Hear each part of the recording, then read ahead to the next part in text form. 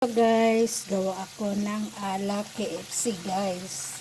Ito siya guys, minamarinig ko siya ng chili powder, garlic powder, ginger powder, oregano,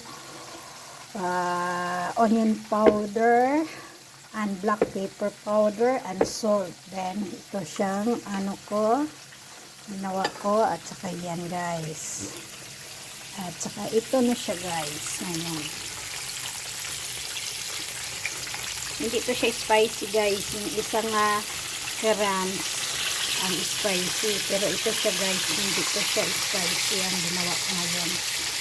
May isang crab spicy. Kasi may batang hindi ko makain ng spicy.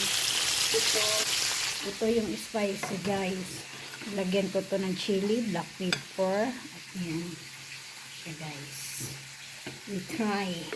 Try nyo sa inyo guys. Sarap siya guys. Crispy. Naubos nga sa bata namin.